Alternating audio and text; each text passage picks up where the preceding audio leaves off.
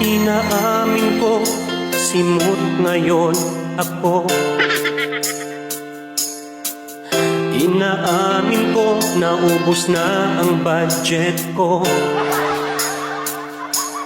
Hirap naman, walang natira. January pa lang, puno, pinatuyo aking ulam. Yan agad aking ulam.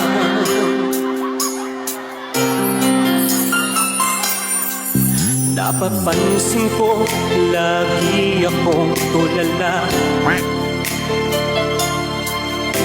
Dinibdib ko, gastos kong malala. Wallet ko ay umiiyak, lagi na lang akong naghihirap. Wala pa rin pagbabago.